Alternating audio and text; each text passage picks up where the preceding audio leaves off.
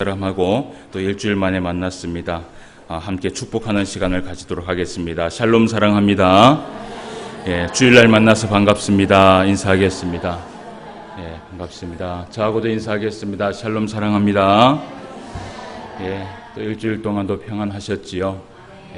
지난 일주일은 또 비가 또 많이 와서 또 우리 성도들도 어려운 가운데 있었는데 오늘 또 주일날 우리에게 좋은 날씨 주셔서 하나님 앞에 한자리에 모여서 예배하며 나아가는 줄 믿습니다. 오늘도 우리에게 주신 이 날에 하나님께서 은혜 주시기로 약속한 이 날에 여러분 마음과 뜻과 정성을 다해서 예배하며 나아가시길 바라고, 오늘도 우리에게 주신 그 귀한 말씀 사모하며 나아갈 때에 말씀의 은혜와 또 성령의 충만함을 받을 수 있는 저와 여러분 되시기를 주님의 이름으로 축원함을 드립니다. 오늘 우리가 또 하나님의 귀한 말씀을 대하는데요. 본문 말씀으로는 사무엘상 16장 1절에서 5절까지 말씀을 함께 살펴봤습니다. 사무엘상 16장의 전체적인 말씀들을 오늘 우리가 살펴보게 될 것이고요. 또 사무엘상 16장의 말씀은 그렇게 많은 말씀이 있질 않아서 오늘 아마 설교를 하는 가운데 이 말씀을 다 읽어보지 않을까라는 그런 생각을 해보게 됩니다. 어쨌든 여기 앞에 있는 이 설교자가 설교를 통해서 여러분들에게 전달하는 그 설교도 굉장히 중요하지만 그 설교를 확인하기 위하여서 성경을 들여다보는 것은 더 중요합니다. 그래서 오늘날 한국교회가 자꾸 성도들이 어떻게 변하느냐 하면 성경을 가지고 오지 않으려 하고 그리고 찬송을 가지고 오지 않으려고 합니다. 왜냐하면 교회에 오면 스크린에서 말씀을 다 띄워주고 찬송을 다 띄워주니까 이제는 우리에게 이 성경과 찬송이 필요가 없는 것이에요. 그런데 우리가 가만히 생각해 볼 때 이 스크린에만 우리가 의존해서는 안 됩니다. 내가 가지고 있는 나의 하나님의 말씀이 있고 그 성경을 우리가 들여다볼 때에 그 성경을 통하여서 하나님께서 역사하신다는 것을 우리가 기억을 해야 됩니다. 그래서 여러분 좀 힘들고 어렵지만 주일날 왔을 때 되도록이면 어떻게 해요? 성경을 가지고 와서 또 이 앞에 있는 설교자가 설교를 하고 또 성경을 읽을 때 또 어떻게 읽을까요? 주의를 해서 또 그 말씀을 잘 한번 읽어보도록 하겠습니다. 오늘 이 사무엘상 16장의 말씀을 보기 전에 이전에 있었던 말씀을 제가 잠시만 복습을 해드리도록 하겠습니다. 사울 왕이 된 이후에 한 두 번의 전쟁이 성경에 기록된 것을 우리가 볼 수 있습니다. 물론 지난주에 우리가 말씀에서는 사울 왕이 그 외에도 많은 전쟁을 치렀다라는 그런 말씀을 우리가 살펴봤지만 16장 이전의 말씀에 보면 블레셋과의 큰 전쟁이 한번 이루어지게 되는 것을 보게 되고요. 그리고 지난주에 우리가 말씀을 보았을 때 아말렉과의 전쟁의 또 이야기를 우리가 함께 살펴본 바가 있습니다. 그런데 이 두 번의 큰 전쟁 가운데 사울 왕이 하나님 앞에 쓰임 받기 있어서 사실은 이 사울 왕은 첫 번째 그 블레셋 전쟁부터 하나님 앞에 어떻게 해요? 사실은 하나님 앞에 올바르게 순종하지 않았고요.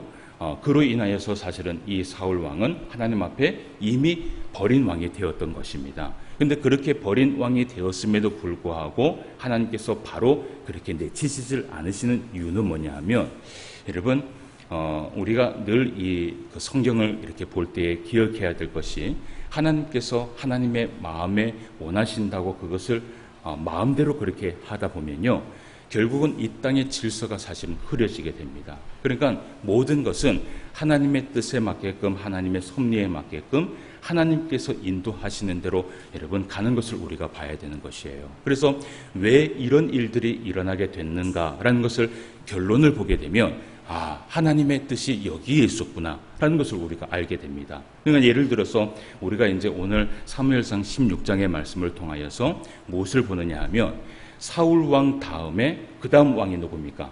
다윗 왕이죠. 이 다윗 왕에게 사무엘이 기름을 부어서 왕을 세우게 되는 그런 장면을 보게 돼요. 근데 그렇게 하나님께서 명령을 해서 왕을 세우고 기름을 부었다 할지라도 당장 왕이 되는 것이 아니에요. 그 이후에요, 이 사울에 대한 그 이야기들이 너무나 많이 나오게 됩니다. 그러니까 나중에 이제 우리가 그 결론을 함께 살펴보게 되겠지만, 결국은 하나님께서 이렇게 끝까지 하나님의 뜻대로 그 섭리대로 이끌어가서 하나님께서 살아계심을 그들에게 보여주시기 위하여서 이런 일들을 한다는 것을 우리가 봐야 된다는 것이죠. 그래서 성경을 볼 때는요, 항상 우리가 눈을 볼 때 이 성경 그 자체만 보지 마시고 모든 성경 가운데 섭리하시는 그 하나님의 이 역사를 우리가 볼 줄 알아야 된다는 것이에요.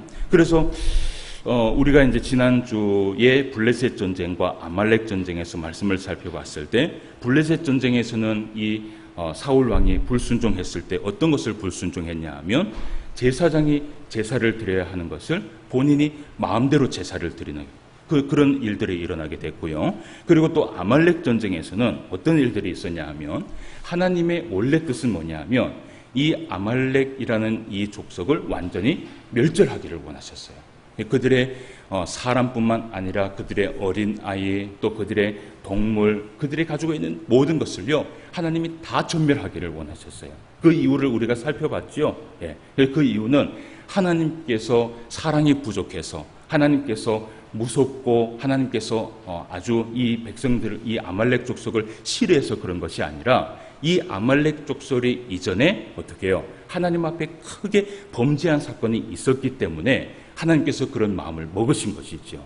그래서 누구를 통해서 그 일을 하시려고 했냐면, 누구를요? 사울 왕을 통해서 그 일을 하나님께서 성취하고자 했던 것이지요. 그런데 그 일에 대해서도 이 사울 왕이 어떻게 해요? 순종을 했습니까? 순종하지 않았습니까? 순종하지 않았어요. 순종하지 아니했던 이유가 무엇이에요?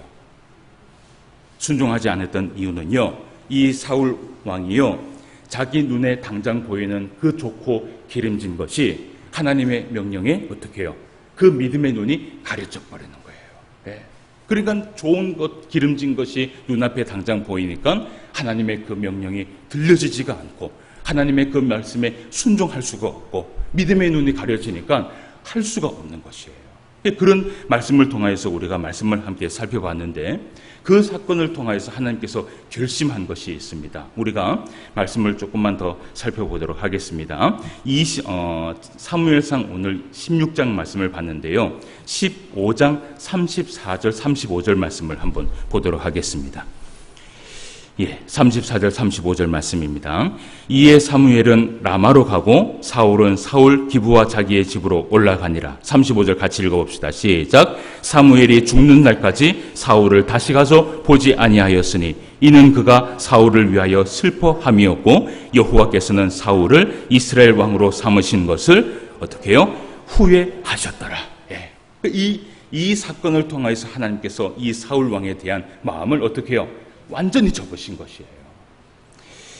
이런 그 사건을 보게 되면서 이 사무엘상 16장 말씀에 어떤 말씀이 나오느냐 하면, 여러분, 한 왕이 이제 지게 되면 또 어떤 일을 해야 됩니까? 다른 한 왕을 세워야 되잖아요. 하나님께서는 이 사울 왕이 이 왕자에 있으면서도 하나님께서 그 다음 왕을 점치기 위하여서, 그 다음 왕을 세우기 위해서 하나님께서 일을 하시는 것을 우리가 보게 됩니다. 그것이 바로 오늘 사무엘상 16장의 말씀인데, 우리가 본문 말씀을 살펴봤어요. 제가 그 본문 말씀을 또 되돌이해서 이렇게 자꾸 성경을 읽다 보니까 시간이 좀 많이 가서, 어쨌든 본문 말씀을 우리가 읽어본 것을 기억을 해봅시다. 오늘 말씀에 보니까 이 사무엘이 계속해서 슬퍼하고 있었습니다. 그죠? 무엇 때문에 슬퍼하고 있었어요? 사울 왕의 그 사건 때문에 슬퍼하고 있었던 거예요. 제가 보니까요, 이 사무엘은 정말 역사적으로 참 이럴 만한 사람이 나오지 못할 정도의 귀한 사람이 사실은 나온 거예요. 오늘 말씀을 여러분 가만히 보면 그 사울을 위하여서 슬퍼하고 사울을 위하여서 기도하는데요, 그 사울의 그 죄악 때문에 기도하는 것이 슬퍼하는 것이 아니라, 오늘 35절 말씀에 보니까 그가 사울을 위하여 슬퍼하였다라고 얘기를 해요. 그러니까 사울이 범죄를 해서 그 사울의 범죄함으로 인하여서 이 사무엘이 옷을 찢는 것이 아니라요, 그 순간에도 누구를 위해서 기도하느냐 하면, 누구를 위해서? 사울을 위해서 기도하는 사무엘의 모습을 보는 거예요. 여러분, 참 이 사무엘을 보니까 어떤 것 같아요? 참 진짜 한 1000년 만에 한 번 나올 만한, 그죠? 한 2000년 만에 한 번 나올 만한 그런 사람이 사실은 나온 것이에요. 그래서 그를 위하여서 눈물을 흘리면서 그를 위하여서 대신 회개를 하면서 하나님 앞에 슬퍼하고 있는데 하나님께서 이 사무엘에게 나타난 겁니다. 그 사무엘에게 뭐라고 얘기하는지 한번 봅시다. 1절 말씀을 한번 봅시다. 16절 1절입니다. 여호와께서 사무엘에게 이르시되 내가 이미 사울을 어떻게 해요? 버려서 이스라엘 왕이 되지 못하게 하였거늘 내가 그를 위하여 언제까지 슬퍼하겠느냐? 너는 불에 기름을 채워가지고 가라. 내가 너를 베들레헴 사람 누구에게로? 이새에게로 보내리니 이는 내가 그의 아들 중에서 한 왕을 보았느니라 하시는지라. 아멘. 그래서 하나님께서 이 다음 왕을 세우기 위하여서 일을 하시는데 이 사무엘을 또 들어서 또 보내게 됩니다. 어디로 보냅니까? 베들레헴으로 보내게 됩니다. 그 베들레헴에 누구에게 보내게 됩니까? 이새라는 사람에게 보내게 돼요. 여러분, 이새의 아들 중에 누가 왕이 될까요? 이미 다 알고 있죠? 설교 안 해도 되겠다, 그죠? 그 이새의 아들 다윗을 왕으로 세우기 위해서 하나님께서 그렇게 마음을 먹으신 것이에요.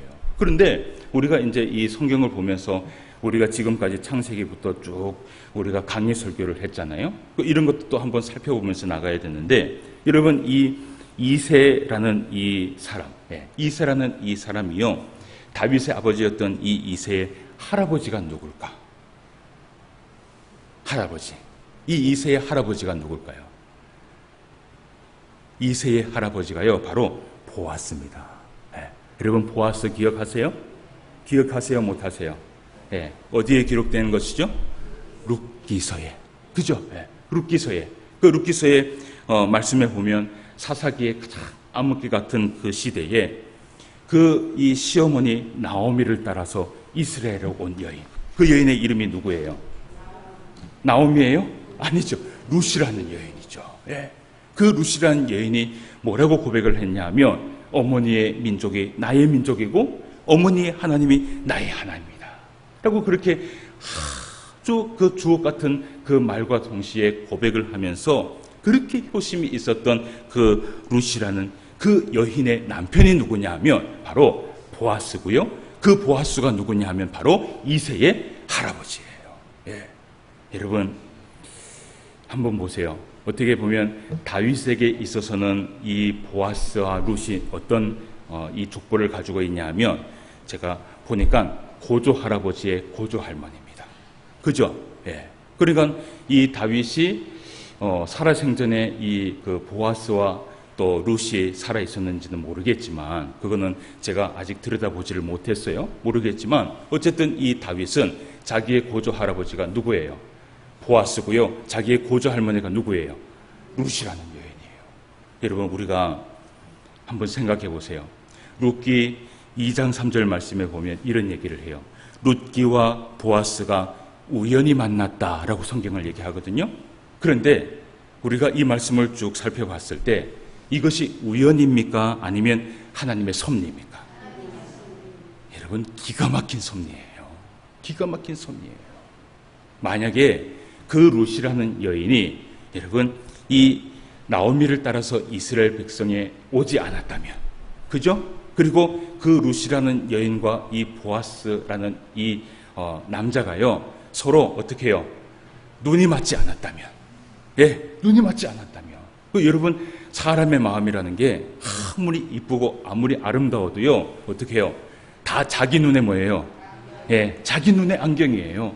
아름답게 보이고 정말 사랑스럽게 보여야지만이 사랑하게 되고 결혼하게 되는 거예요. 그러니까 이 룻과 보아스가 눈을 맞아서 그렇게 결혼하지 않았다면 여러분 다윗이라는 인물이 나왔을까요? 나오지 못했을까요? 나오지 못했습니다.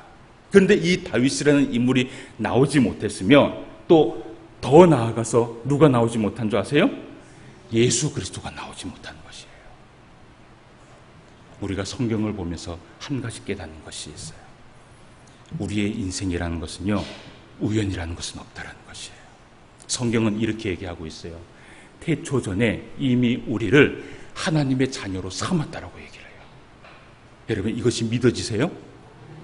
믿어지세요? 태초전에 하나님께서 우리를 사랑하시고 우리를 선택하셔서 하나님의 자녀로 삼아주셔서 오늘 2019년 몇 월 며칠입니까? 7월 21일 오늘 하나님 앞에 이 심포항교회에서 어떻게 해요? 우리를요 하나님 앞에 예배할 수 있는 하나님의 자녀로 삼아주셨다는 것은요 여러분 우연일까요? 섭리일까요? 그것은 섭리예요. 여러분 이것을 믿는다면 우리가 앞으로 살아가야 할 그 미래도 어떻게 해요? 하나님께서 이미 우리의 모든 것들을 다 책임져 주시고 함께 하여 주신다는 것을 여러분 기억해야 되는 거예요.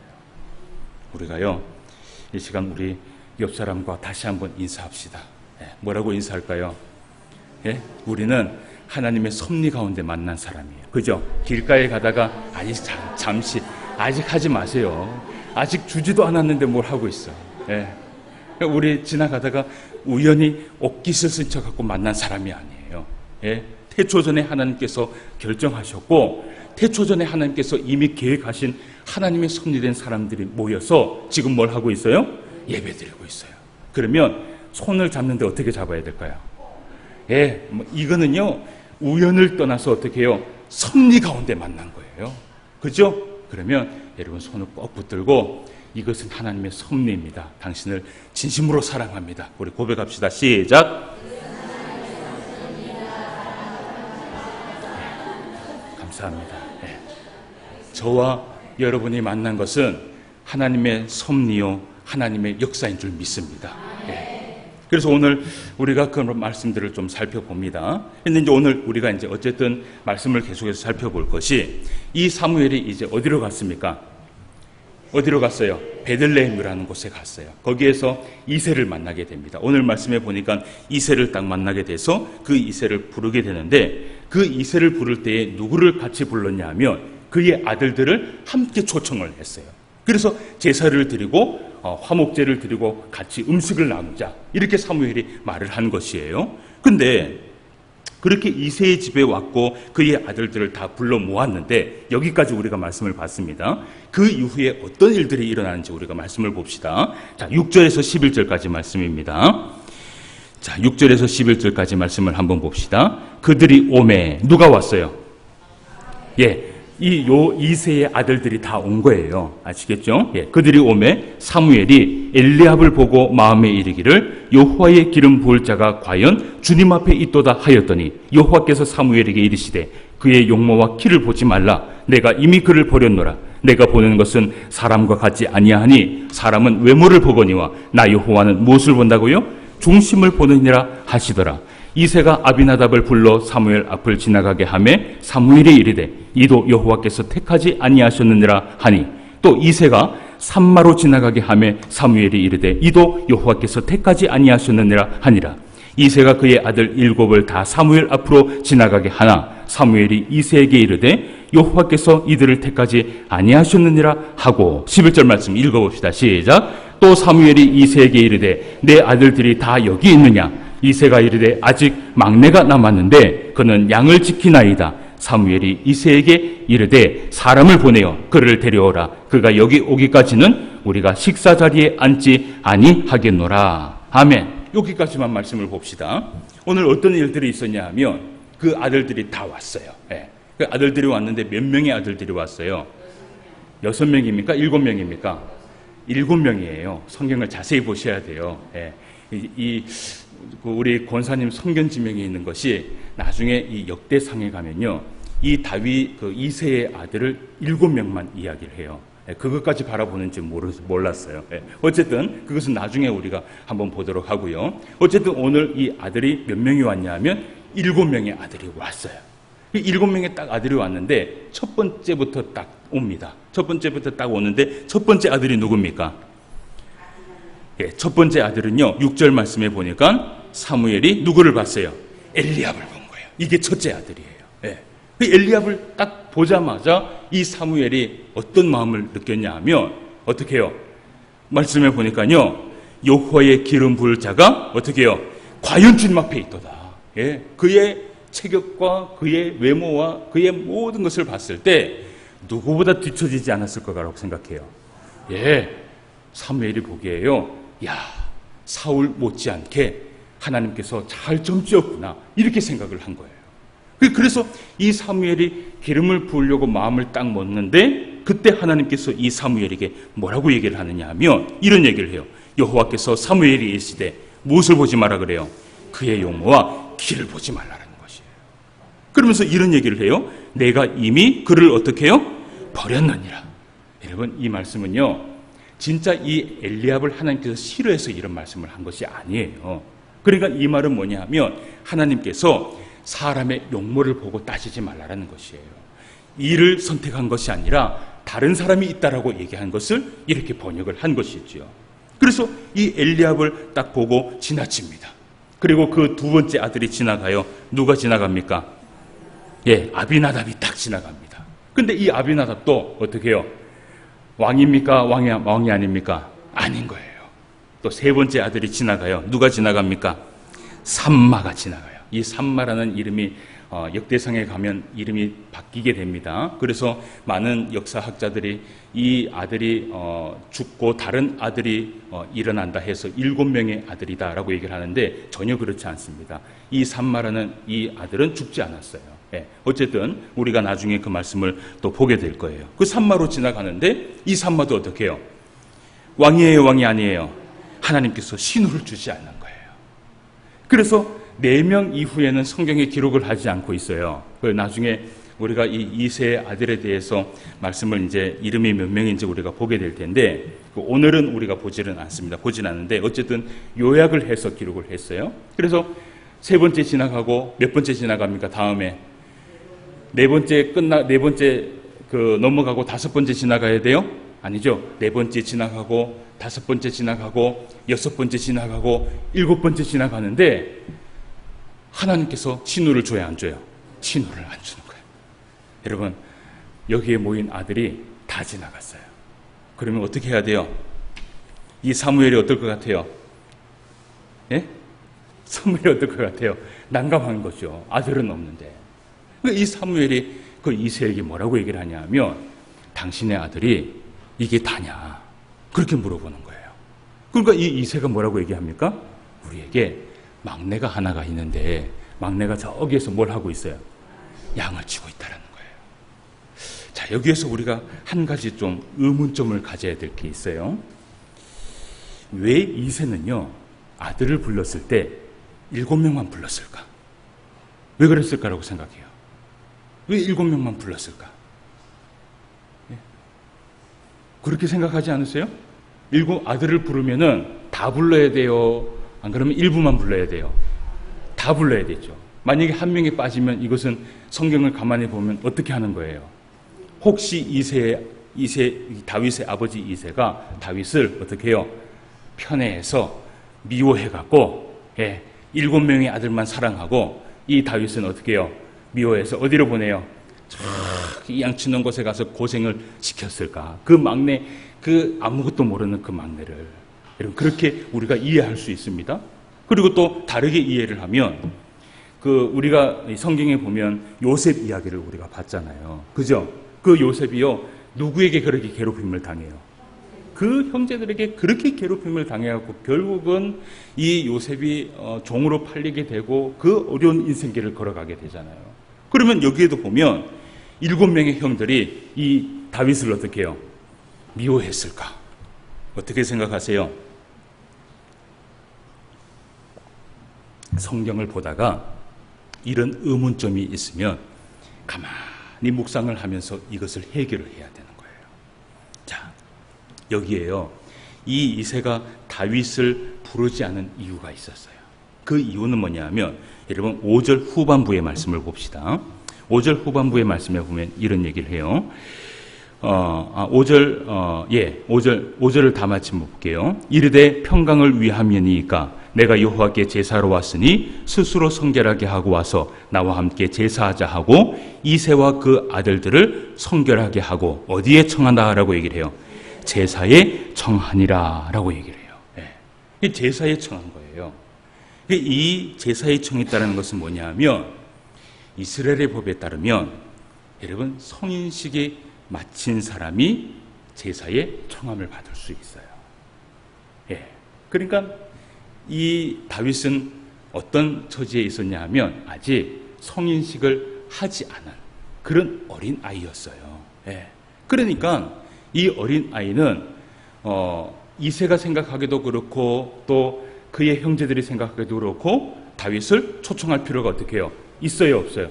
없다고 생각한 것이죠.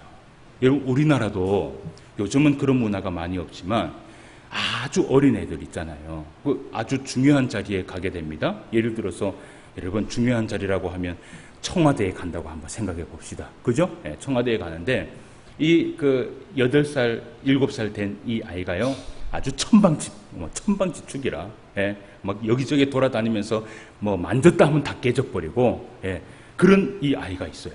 그 여러분, 부모의 입장으로서 그런 중요한 자리에 애를 데리고 갈 수 있어요, 없어요? 없어요. 그거하고 똑같은 거예요. 그러니까 이들에게는 법이 있었던 거예요. 그 초청하는 그 법 안에는 성인식을 마치지 않은 사람은 그 제사의 초청을 받지 못합니다. 그러면 이 이스라엘의 성인식의 나이가 언제냐 하면 13세가 되면 이들에게 성인식을 하게 돼요. 그럼 우리가 추정을 할 수 있어요. 이 다윗의 나이가 어떻게 해요? 많아도 몇 살이에요? 많아도 12세. 이때 당시에. 우리가 그렇게 성경을 보면서 추정을 할 수 있는 것이에요. 여러 가지의 역사학자들이 있어요. 이때 당시에 다윗이 15세다, 또 16세다, 또 10세다라고 얘기하는 그런 학자들도 있는데, 이런 성경을 우리가 이런 이스라엘의 법을 알게 되면 다윗의 나이를 추정할 수 있는 것이죠. 그래서 많아봤자 이 다윗의 나이가 몇 살이에요? 12살입니다. 그렇게 어리고 어린 아이를 하나님께서 점지어갖고 이 이스라엘 백성들의 누구를 삼기 위해서? 왕으로 삼기 위해서 하나님께서 마음을 먹은 것이에요. 그래서 급하게 양을 치고 있는 다윗을 데리고 옵니다. 우리가 말씀을 봅시다. 12절 13절 말씀을 봅시다. 이에 사람을 보내어 그를 데려오매 그의 빛이 붉고 눈이 빼어나고 얼굴이 아름답더라. 여호와께서 이르시되 이가 그니 일어나 기름을 부으라 하시는지라. 사무엘이 기름 뿔병을 가져다가 그의 형제 중에서 그에게 부었더니 이날 이후로 다윗이 여호와의 영에게 어떻게 해요? 크게 감동되니라. 사무엘이 떠나서 라마로 가니라. 아멘. 예. 여러분, 오늘 이 사무엘이 다윗을 처음 보았어요. 예. 많아봤자 몇 살이에요? 12살이에요. 그 조그만한 그 아이를 보았는데요. 이 사무엘이 그 아이를 처음 딱 보았을 때, 야, 이렇게 어린 아이고 아무것도 모르는 이 아이를 어떻게 하나님께서 왕으로 삼으실까라는 그런 마음을 품은 것이 아니라, 보는 순간 이 사무엘의 눈에 어떤 눈이 보였냐 하면 뭐라고 얘기를 해요? 그의 빛이 붉고 눈이 어떻게 해요? 빼어나고 얼굴이 어떻게 해요? 아름답게 보였다라고 얘기를 해요. 여러분, 이 모든 말씀들이요, 외모보다는요, 내면에서 풍기는 그 모습에 감탄사를 한 거예요. 사무엘이 이 다윗을 보니까요, 정말 하나님께서 선택한 자이구나 라는 것을 느끼게 된 거예요. 그래서 그에게 기름을 부었을 때 오늘 여호와의 영에 크게 감동되는 사건이 일어나게 됩니다. 자, 그러면 우리가 이제 14절 이후의 말씀을 봐야 되는데, 여러분, 우리가 이 다윗이 기름을 부음을 받고 하나님의 영에 감동되는 순간 이전에 어떤 이야기가 있었습니까? 사울 왕의 이야기가 있었잖아요. 그러면 이제 사울 왕이 어떤 처지에 있었는지를 우리가 봐야 됩니다. 왜냐하면 사울 왕에게서는 누가 떠났어요? 하나님의 영이 떠나버렸어요. 다윗에게는 어떻게 했어요? 하나님의 영이 찾아왔어요. 예. 그러니까 이 하나님의 영이 떠난 그 사울에게 어떤 일이 일어나는지를 우리가 성경을 통해서 보는 거예요. 그래서 오늘 우리가 말씀을 보는데 14절 말씀부터 23절까지의 말씀을 한번 다 읽어보는데요. 제가 이해가 쉽도록 제가 읽어드릴 테니까 말씀을 한번 보도록 하겠습니다. 여호와의 영이 사울에게서 떠나고 여호와께서 부리시는 악령이 그를 어떻게 해요? 번뇌하게 한지라. 사울의 신하들이 그에게 이르되 보소서, 하나님께서 부리시는 악령이 왕을 번뇌하게 하온즉 원하건대 우리 주께서는 당신 앞에서 모시는 신하들에게 명령하여 수금을 잘 타는 사람을 구하게 하소서. 하나님께서 부리시는 악령이 왕에게 이를 때에 그가 손으로 타면 왕이 나으시리다 하는지라. 사울이 신하에게 이르되 나를 위하여 잘 타는 사람을 구하여 내게로 데려오라 하니 소년 중 한 사람이 대답하여 이르되 내가 베들레헴 사람 이새의 아들을 본즉 수금을 탈 줄을 알고 용기와 무용과 구변이 있는 준수한 자라. 여호와께서 그와 함께 계시더이다 하더라. 사울이 이에 전령들을 이새에게 보내어 이르되 양치는 내 아들 다윗을 내게로 보내라 하매 이새가 떡과 한 가죽 부대의 포도주와 염소 새끼를 나귀에 실리고 그의 아들 다윗을 시켜 사울에게 보내니 다윗이 사울에게 이르러 그 앞에 모셔 서매 사울이 그를 크게 사랑하여 자기의 무기를 드는 자로 삼고 또 사울이 이새에게 사람을 보내어 이르되 원하건대 다윗을 내 앞에 모셔 서게 하라. 그가 내게 은총을 얻었느니라 하니라. 23절 같이 읽어봅시다. 시작. 하나님께서 부리시는 악령이 사울에게 이를 때에 다윗이 수금을 들고 와서 손으로 탄즉 사울이 상쾌하여 낫고 악령이 그에게서 떠나더라. 아멘. 여러분, 사울 왕에게요 어떤 일들이 있었냐 하면 다윗은 하나님의 영이 크게 감동됐고요, 이 사울에게서는 여호와의 영이 떠나게 됐어요. 여기에서 이야기하고 있는 이 여호와의 영은 무엇입니까? 오늘날로 따지면 무엇이에요? 성령을 얘기하고 있는 거예요. 그런데 그 성령이 이 사울에게서 떠났을 때 여러분 제일 처음에 일어난 현상이 뭐예요? 제일 처음에 일어난 현상이 뭐예요? 말씀해 보세요. 제일 처음에 일어난 현상이요, 오늘 말씀해 보니까요 14절 말씀해 보니까 여호와의 영이 사울에게서 떠나고 여호와께서 부리시는 악령이 그를 어떻게 해요? 번뇌하게 한지라 라고 얘기를 해요. 번뇌하다라는 것은 뭐냐 하면 히브리어로 바아트라고 얘기를 합니다. 두렵게 하고 놀라게 하고 엄습하게 하고 불안하게 한다라는 거예요. 사울 왕이 성령이 떠나고 난 이후부터 어떤 현상이 일어나냐면 아무 이유 없이 두려운 거예요. 아무 이유 없이 불안하고 아무 이유 없이 우울하고 깜짝깜짝 놀라면서 이런 현상들이 이 사울 왕에게 일어나게 되는 거예요. 여러분, 이것을 성경에서는 어떤 현상이라고 얘기를 하냐면 악령이 그를 어떻게 했다 그래요? 번뇌하게 하였다라고 얘기를 해요. 누가 이렇게 했다 그래요? 성령이 이렇게 했다 그래요? 악령이 이렇게 했다 그래요? 악령이 그를 번뇌하게 하였다라고 표현을 하고 있어요. 여러분, 우리가 신앙생활을 하면서 알아야 할 것이 하나가 있어요. 잘 보세요. 정말 잘 들어야 돼요. 우리가 신앙생활을 하면서요 두렵고 불안하게 하고 우울하게 하고 놀라게 하고 그것으로 인해서 나를 막 괴롭게 하는 것은요, 여러분 그것은 하나님께로부터 오는 것이 아니에요. 그것은 성경에서 얘기하기를 무엇이라고 얘기를 합니까? 악령이 우리를 어떻게 해요? 그렇게 번뇌하게 한다라고 얘기를 해요. 이 모든 불안과 이 모든 두려움과 이 모든 슬픔과 이 모든 우울한 것들은요 하나님이 주시는 것이 아니라 누가 주느냐 하면 사실은 마귀가 주는 거예요. 그거를 여기 앞에 있는 목사가 얘기하는 것이 아니라 어디에서 얘기를 해요? 성경이 그 얘기를 하고 있는 거예요. 오늘날 여러분 현대 사회를 한번 보세요. 정신적인 문제로 인하여서 많은 사람들이 힘들어하고 괴로워하고 또 이것이 더 나아가서 사회 범죄까지 여러분 일어나는 현상들을 우리가 보게 돼요.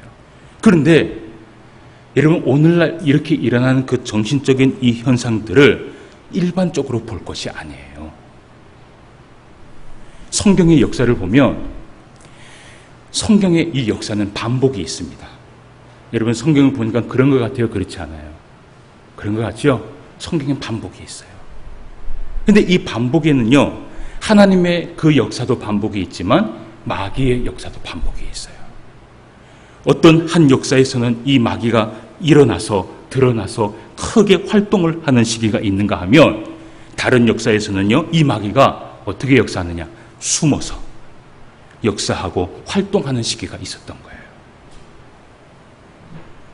여러분 한국교회의 역사를 한번 봅시다. 70년대 80년대 여러분 이 역사는요 이 마귀가 어떤 역사였다고 생각하세요? 70년대 80년대 한국교회 그때 여러분 귀신 들린 자들 여러분 많이 봤어요? 못 봤어요?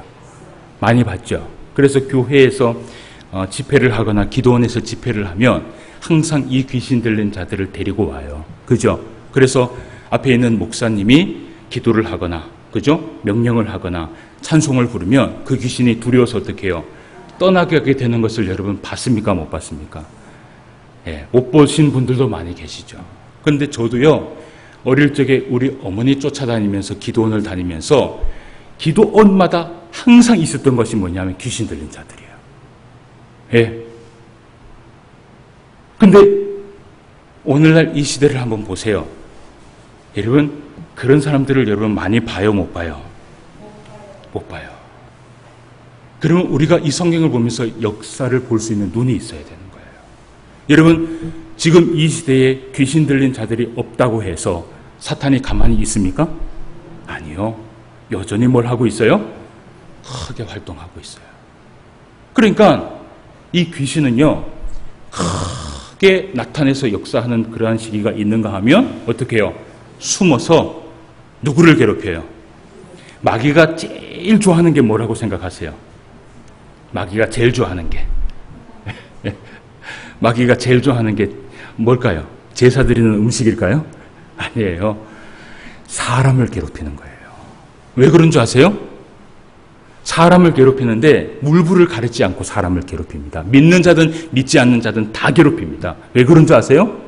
사람은요, 누구의 형상으로 입었어요? 하나님의 형상으로 입었기 때문이에요. 그래서 이 마귀가 제일 좋아하는 것이 사람이 힘들어하는 것, 사람이 두려워하는 것, 사람이 불안해하는 것, 사람이 우울해하는 것, 사람이 이 정신적인 이 문제들로 인하여서 이 사람들이요, 올바르게 살아가지 못하게 하는 그 모든 것들을 볼 때에 제일 기뻐하고 박수를 치는 사람이 누구냐 하면 마귀가 하는 일들이에요.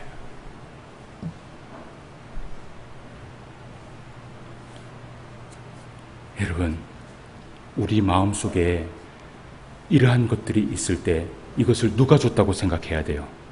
하나님이 줬다고 생각하면 안 돼요. 근데 오늘 말씀을 봅시다. 더 말씀을 봐요. 오늘 그렇게 번뇌하였던 사울 왕이요, 오늘요, 누구 앞에서 치료를 받게 돼요? 누구를 통해서 치료를 받게 돼요? 누구를 통해서 치료를 받게 돼요? 예, 이렇게 대답 안 하시는 분들 있으면 제가 또 물어봐요. 누구를 위해서 치료를 받게 됩니까? 다윗을 통해서 치료를 받게 돼요. 근데 한 가지 물어봅시다. 다윗이 수금을 멋지게 치고 아름답게 쳤기 때문에 그 사울 왕에 있는 그 악령이 떠나갔을까요? 어땠을 것 같아요? 어떤 이유에서 그 다윗이 나타났을 때 이 사울 왕에 있는 그 악령이 떠나갔을까?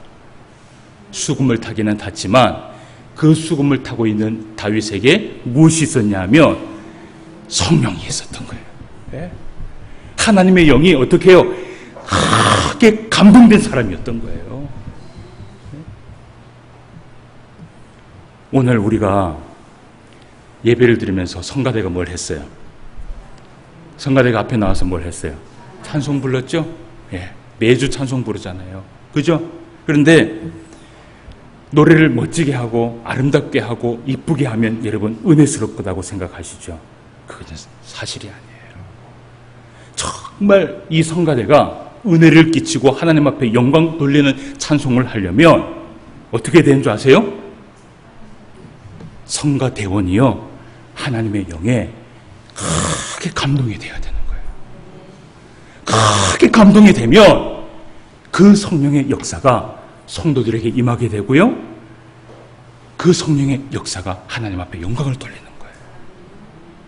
그래서 여러분, 성가대는요, 예배 드리러 오기 전에 찬송을 연습을 하면 항상 무엇을 위해서 기도해야 되는 줄 아세요? 하나님, 오늘도 우리에게 성령을 부어주옵소서. 제가 보니까 이렇게 제가 오전에 올라오기 전에 성가대 찬양 연습하는 걸 항상 이렇게 보고 올라와요. 예, 이렇게 제가 감시하려고 들어가는 거 아닙니다.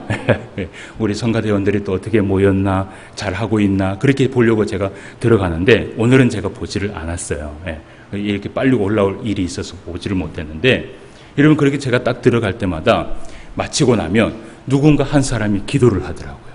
그죠? 근데 그 기도할 때에 항상 빠지지 말아야 할 기도가 있어요. 그게 뭘 거라고 생각해요? 하나님, 오늘도 우리 성가대 가운데 성령이 임하여 주시옵소서. 그때는요, 2명이 부르든 3명이 부르든 상관이 없는 거예요. 우리가 신앙생활 하면서 예수님을 믿는 제자로서 많은 사람들에게 영향력을 끼치고 많은 사람들에게 위로자가 되고 많은 사람들에게 치료자가 되기를 원하고 은혜를 끼치기를 원하며 살아가기를 원한다면 여러분, 말을 멋들어지게 하고 기술과 연륜이 있다고 되는 것이 아니에요. 우리 안에 성령이 임해서 우리가 크게 감동이 될 때 여러분, 그 사람은 가장 좋은 치료자가 되는 것이에요. 한 가지 말씀을 더 드립니다. 혹시 예수님을 믿으면서도 늘 불안해하고 늘 두려움이 찾아오고 걱정거리가 줄지를 않는 사람들이 있을 거예요. 그죠?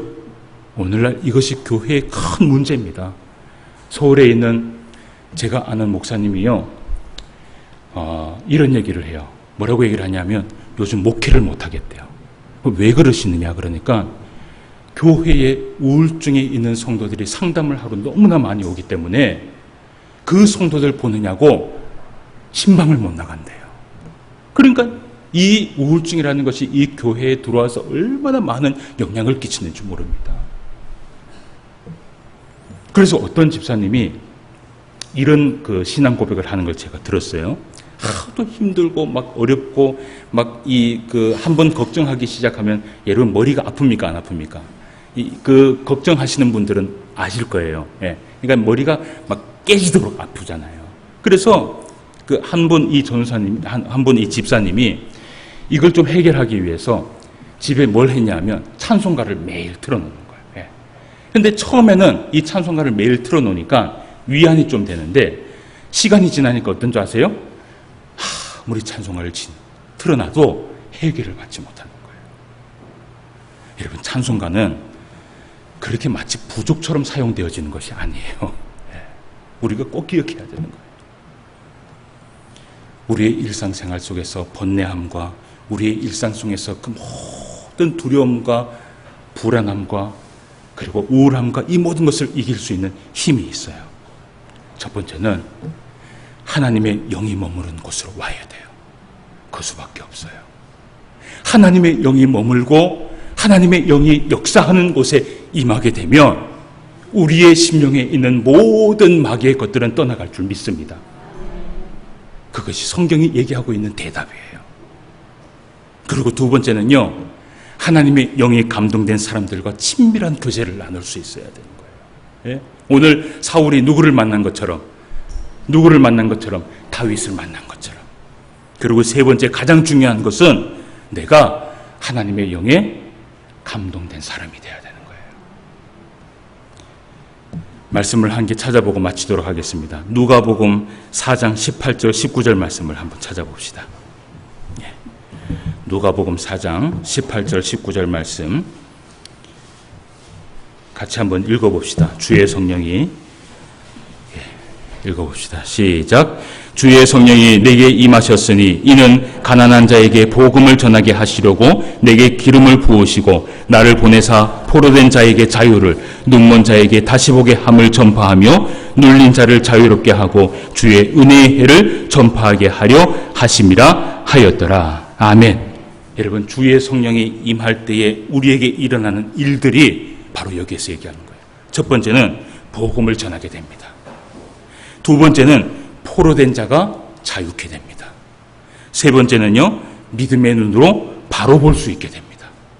네 번째는요, 눌린 자가 어떻게 해요? 자유롭게 돼요. 다섯 번째는 주의 은혜가 임하게 되는 거예요. 사랑하는 성도 여러분, 말씀을 맺습니다. 여러분들의 신앙 가운데 하나님의 그 은혜 가운데 풍성한 은혜를 가지고 살아가기를 원하신다면 하나님의 영에 감동된 사람이 되시기를 바랍니다. 그리고 내 안에 있는 그 불안함과 두려움이 계속해서 엄습해서 온다면 하나님의 영을 달라고 여러분 기도하시길 바랍니다. 그 그 하나님의 영이 우리의 모든 것들을 해결해 주실 줄 믿습니다. 기도드리겠습니다. 하나님 아버지, 은혜를 진심으로 감사함을 드립니다. 오늘도 우리에게 귀한 말씀 허락하여 주시고 이 말씀을 통하여서 하나님의 진리의 말씀을 깨달을 수 있도록 인도하여 주심을 진심으로 감사함을 드립니다.